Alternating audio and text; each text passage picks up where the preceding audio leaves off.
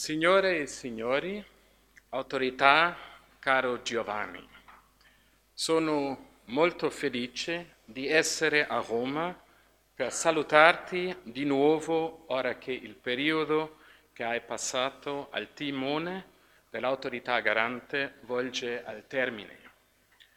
Ricordo il nostro incontro di Treviso lo scorso maggio. Anche allora ti avevo augurato grandissima fortuna per il tuo nuovo impegno presso la Corte di Giustizia dell'Unione Europea. Ma stavolta il mio saluto e quello di tutte le illustri personalità che interverranno oggi ti giunge in un contesto, per così dire, più ufficiale. Non sono troppo abituato a parlare in italiano, tuttavia, scorrendo il programma di questo convegno, mi sono reso conto di essere il solo relatore non italiano e quindi ho voluto mettermi alla prova con qualche frase. Ma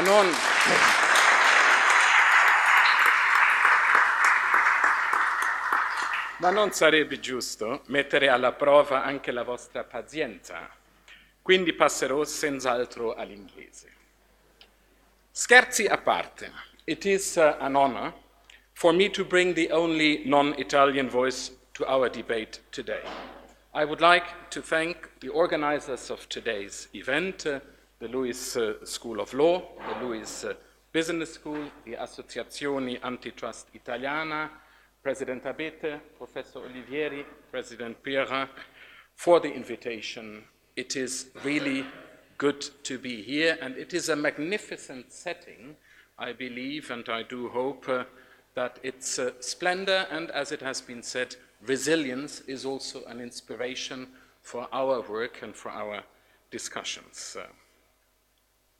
This being said, at the Commission, we do not usually dwell on where our colleagues and stakeholders come from. We, as an institution, defend the common interest of all Europeans, after all. All the more so at DG Competition, where we are blind to the flags pinned on the companies involved in our cases, and where we apply the same rules to all parties and treat everybody with the same respect. But precisely because of this, let me emphasize that we should not forget that Europe's diversity is a source of strength. We need to recognize and respect our diversity as we build, and I quote, the homeland of our homelands, Europe, the homeland of our homelands, as Václav Havel once put it. And we need to be careful when we put our traditions together. Since 1958, integrating Europe has never been about replacing the different legal, institutional, and cultural features of Europe's tradition by a new, uniform framework. Rather, it has been about patiently building on the particular traditions of each member state to advance the common project with the utmost respect and following the principles of subsidiarity and proportionality. The scale of the challenge should not deter us. We have all that it takes. We can rely on values, principles, and methods that Europeans have tested and tried for over 60 years. There is a passage in President Juncker's State of the Union speech last month that gives us good reason why we should not relent in our efforts.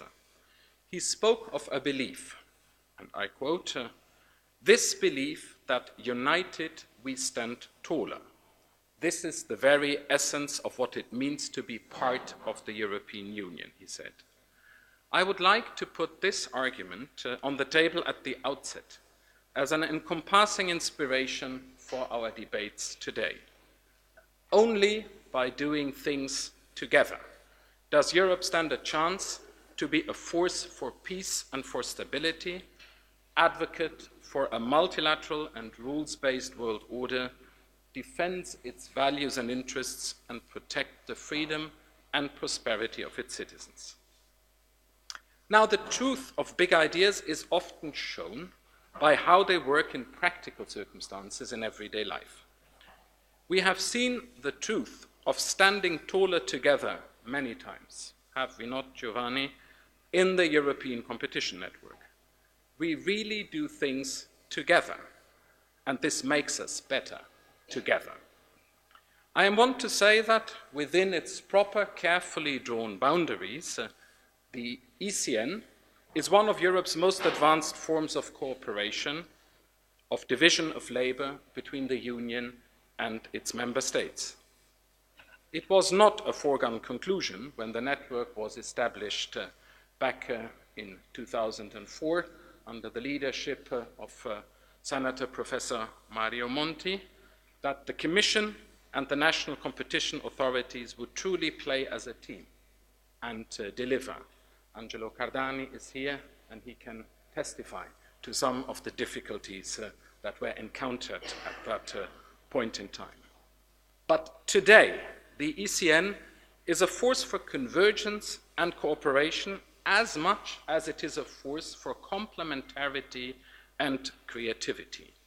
National competition authorities take about 85% of all antitrust decisions in the European Union.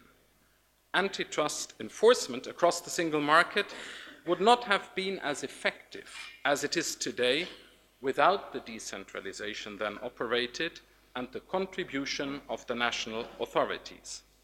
Because this is not a zero-sum game, where the Commission is doing less and the member states more. We do more together. And what is crucial, our work is more focused and more significant for it. How have we achieved this? The most important foundation to the ECN as a European epitome of collaboration is Regulation 1/2003. Through this regulation, we have built a fully cooperative system of enforcement of EU competition law where primary treaty articles are enforced jointly by the Commission and the national competition authorities. Since the beginning, the system was predicated upon partnership and cooperation to make sure that the decisions that would be taken by the different authorities would apply EU competition rules in an effective and consistent manner. Giovanni, in a recent interview, you found a good turn of phrase to describe Regulation 1/2003. You said, and I quote, "It achieved a perfect balance between the reasons for centralization and those for decentralization." You also confirmed that the ECN has been a success story, and we agree. But I also know that neither of us think for a moment that we can rest on our laurels. The success of the ECN in terms of the decentralization on substance in Regulation 1/2003 did not mean that there would be no room for improvements to tap the full potential of an effective enforcement system in Europe. This is the rationale behind the ECN Plus initiative, which has been supported and promoted by your authority and each and every one of our sister authorities within the ECN. The directive proposed by the Commission in March last year is designed to empower national enforcers in all EU countries to become even more effective. The legislative initiative responds to a series of issues that emerged a few years ago from a number of consultations, discussions, and analysis in the course of our exchanges within the ECN. Some national competition authorities shared with us their concerns about their own independence from political or corporate pressure. Others reported they did not have the resources they need to do their work properly. For instance, the resources to hire and to keep qualified staff. Moreover, on the statutory side, not all national authorities could impose deterrent fines, and not all had sufficient powers to gather evidence as they looked into their cases. For instance, some national competition authorities cannot search laptops or mobile phones, where, of course, much of the information we typically look for is stored these days. The ECN Plus directive, as proposed by the Commission, addresses these and other concerns in a systematic fashion with a strong emphasis linking effective enforcement with adequate rights of defense and due process. The standards, guarantees and safeguards it includes are themselves the results of a collective effort. An online public consultation was conducted. There have been extensive exchanges with all ECN members and at a later stage with the two co-legislators, the European Parliament and the Council. The proposal went through the legislative process remarkably swiftly after it was formally introduced. The European Parliament and the Council reached a political agreement last May, and we can confidently hope for the directive to be formally adopted by the end of this year. I am sharing this story with you because it shows to what extent we take partnership seriously among Europe's competition enforcers. When members of the ECN expressed their concerns, we took notice as a team and together looked for the best way to meet them. When the ECN Plus directive is part of the EU's Lex Terre, all NCAs will have a clear path to boost enforcement at national level, and this is what counts most. The interests of consumers will be better protected. The interest, the welfare of consumers is indeed the main beacon of any competition enforcer. This is another issue on which our views converge, Giovanni. In the same interview that I mentioned, you speak of, and I quote again, a feeling of anguish and insecurity that has spread among European citizens, and you indicate what competition enforcers can do to respond. It is a fact that uneasiness and discontent have grown in many parts of Europe in the wake of the financial and economic crisis that started just over 10 years ago. I would just add that it does not affect only European citizens, but other world regions as well.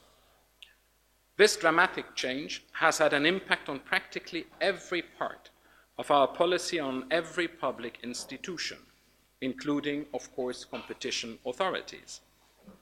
You say that enforcers responded to this state of affairs by returning to fundamental issues.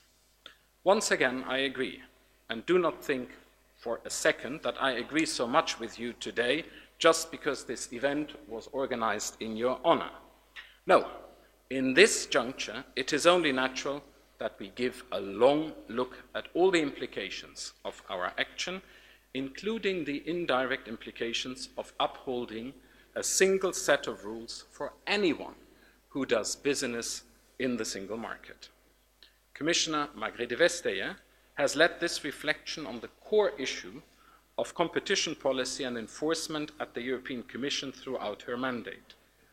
For instance, speaking to students at another business school about a month ago, she said, and I quote, "Running your business in a way that is fair to your competitors, fair to your business partners, and above all, fair to consumers goes to the core of what competition policy has been about since the European Union was founded over 60 years ago. People deserve fair, open, and competitive markets," she added.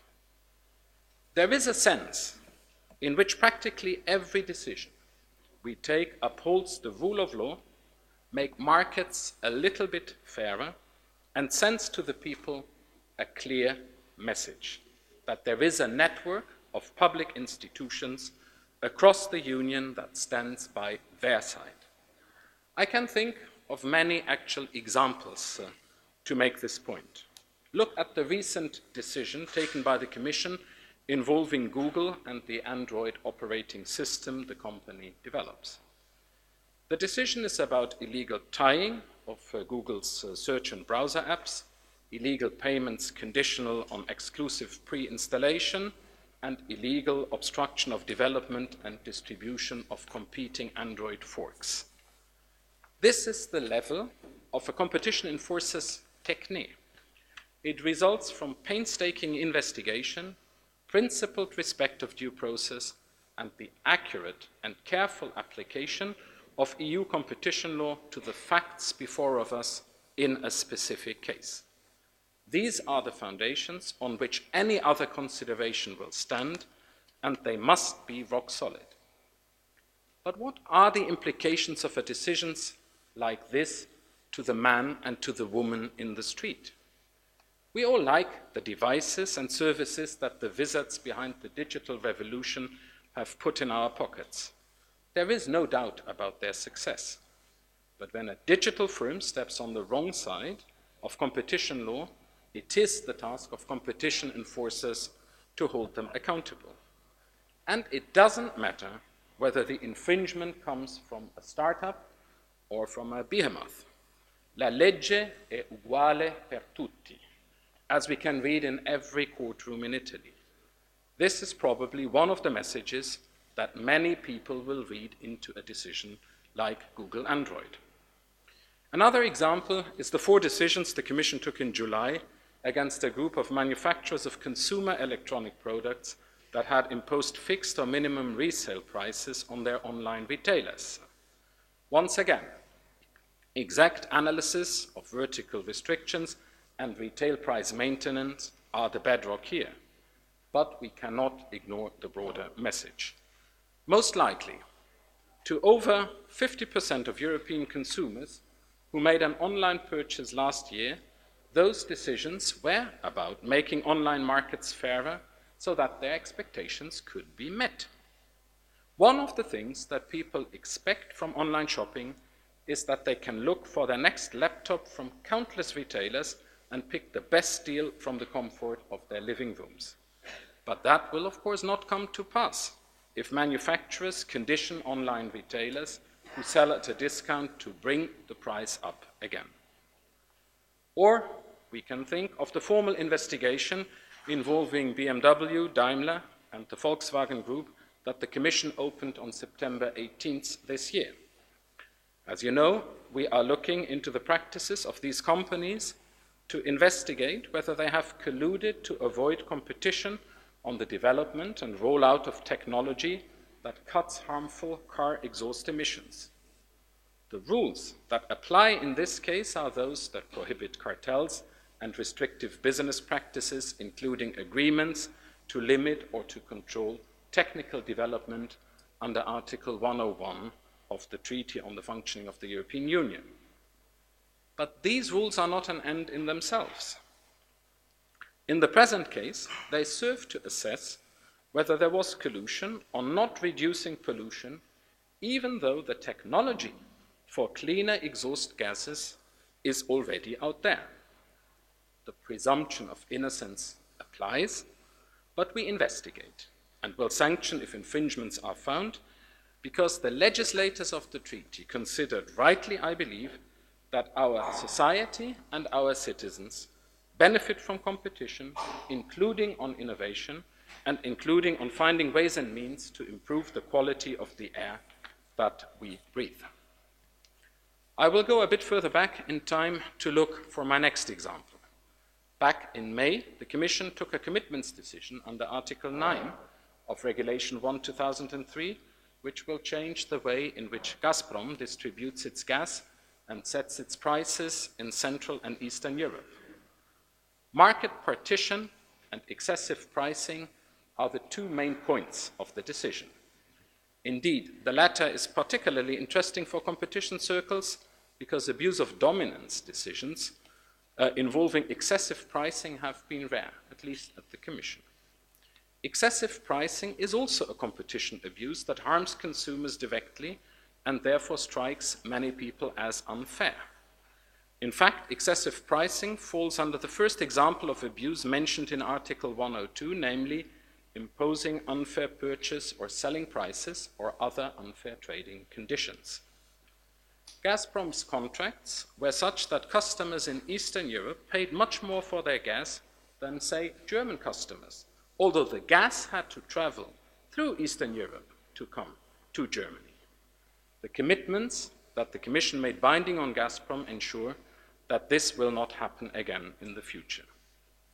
With these examples, we can show that fairness is a rationale that underpins competition law. In fact, The concept of fairness is inherent in EU competition law, both Article 101, paragraph 3, and Article 102 TFEU explicitly refer to fairness. Under Giovanni's mandate, the Autorità Garante has made an important contribution to the enforcement of Article 102 in the EU with a pioneer application of the ban on unfair, excessive pricing practices in pharmaceutical markets. Take the example of a company buying some older, off-patent, rather niche pharmaceuticals from an originator and suddenly greatly increasing the price. With its Aspen decision of 2016, the Italian authority was the first in Europe to successfully conclude an investigation into such practices. The Autorità Garante found that Aspen had imposed largely unjustified price increases amounting to an abuse of a dominant position. After the Italian authority, also the British and the Danish authorities adopted infringement decisions against unfair practices. As you know, then in 2017, the Commission too opened formal proceedings against Aspen on its practices elsewhere in the EU, excluding Italy. We are still at an early stage, so I stress that the opening of formal proceedings does not prejudge the outcome of our investigation. Also here, the presumption of innocence applies. But the opening of the proceedings is a message in itself. We do not jump to conclusions, but we do look thoroughly. The people can rely on our watchfulness. I could offer more examples, but I will rest my case here. I believe that the notion of fairness has emerged quite clearly in its contours, not as a substitute for painstaking investigation and exact application of legal rules based on thorough economic analysis, but as a rationale that underpins the raison d'être of the rules. In fact, our decisions must be built on solid evidence, careful legal and economic analysis, and the respect of the primary and secondary law and of the rulings of the Union courts. But it is precisely thanks to this thoroughness that we can win the trust of consumers. It is not enough to state that we stand by the side of the people. It is far better to let our cases and decisions do the talking. Open, rule-based and fair markets that work for all, not just for the lucky or the well-connected few, are good for the economy. They allocate resources to the most productive and innovative players. They create jobs. But they are also good to counter popular mistrust and discontent because they empower people. At the end of the day, one can argue that well-regulated, functioning markets are a boost for our democracies. It is not lost on me the significance of talking about empowering Europeans in Rome, not only because the original treaties were signed in this city, but also because one of Italy's founding fathers, Giuseppe Mazzini, was an early advocate of a united Europe. Some of the words Mazzini wrote over 180 years ago when he founded La Giovine Europa are surprisingly modern. E passerò di nuovo all'italiano. Fra le istruzioni generali per gli iniziatori che, assieme al patto di fratellanza, costituiscono gli atti della Giovine Europa, leggiamo al punto 14 questa frase. Ovunque il privilegio, l'arbitrio, l'egoismo si introducono nella Costituzione sociale, è dovere d'ogni uomo che intende la propria missione di combattere contro essi con tutti i mezzi che stanno in sua mano. Non occorrono commenti, è meglio lasciare questo pensiero come una conclusiva epigrafe.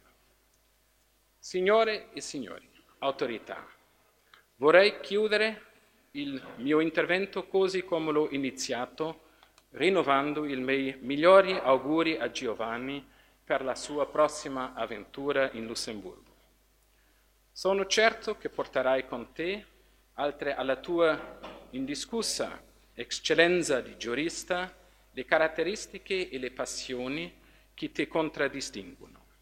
Per esempio, sono convinto che non perderai l'abitudine di offrire il caffè ai tuoi collaboratori e ospiti quando ti vengono a trovare. Né devi preoccuparti di come farai a tenere viva la tua passione per la vela così lontano dal mare. Ho controllato, se non trovi troppo traffico, le marine del Belgio e dell'Olanda sono a poche ore di guida da Lussemburgo.